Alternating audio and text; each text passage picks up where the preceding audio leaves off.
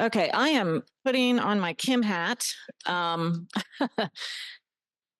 Kim has had a very long career in real estate management of some sort.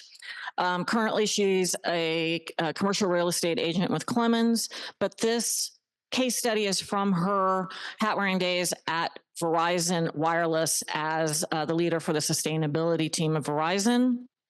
And I wish I could embarrass her with praise right now, but she's not in the room. It really was her. She incentivized the company and convinced them to try a pilot for LEED certification.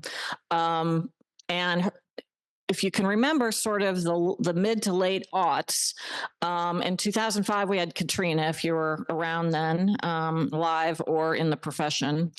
And then a year later, we had the movie An Inconvenient Truth. And it really was kind of a cultural, motivational juggernaut of those two events. And the green movement really gained a lot of traction back in that day.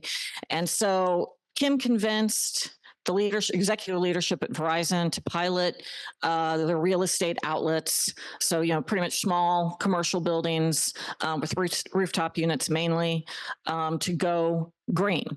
And then they tracked it and promoted it.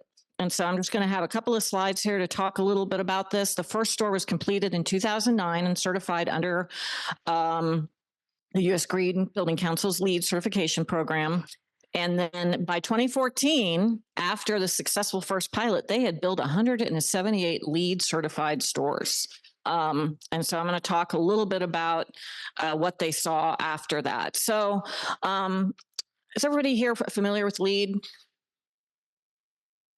Okay, I won't spend a lot of time on that slide then, but at the time, LEED was really, there were a lot of copycats that came after LEED, but really LEED was the cutting edge at the time for proving that you were building sustainably. And how they sort of looked at this pilot was three-pronged, and they wanted to address the issue again with climate change and the planet. They wanted to make sure, though, that they were keeping their customer in mind with the people, and then prosperity of Verizon. And this was the value of LEED of Verizon to explore going forward with this program internally. So again, very quick. The main thing, and this really stuck out to me in Brandon's presentation about maintenance and taking on the bill, the utility obligation. Maintenance became a really big selling point, the savings on the maintenance of the equipment at Verizon.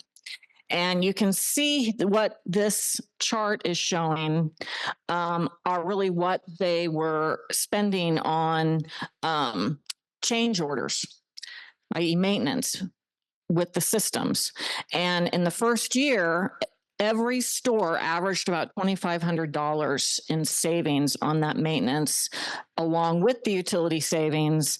And so first year average, $4,400 and change each store. Second year, you saw a little increase in that because of the work order reduction in the second year, when perhaps design and installation conflicts sort of really come into play in year two.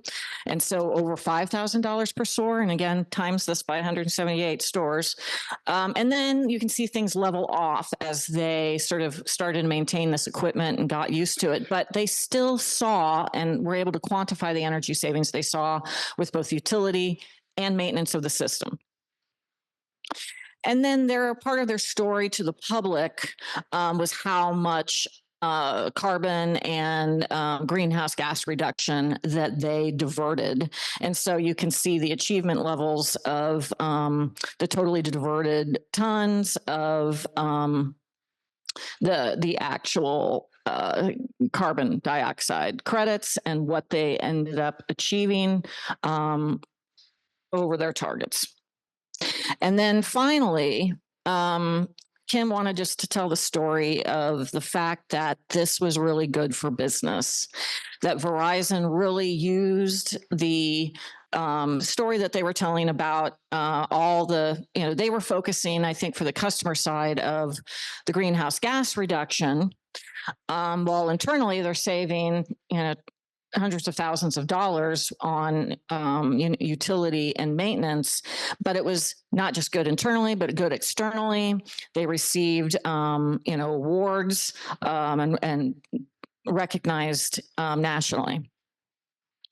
And so if you if you need a good real estate agent, I'm not sure I'm supposed to be plugging people, but this is Kim's information. She works in the Kansas City region now for Clemons Real Estate, and she serves again on the board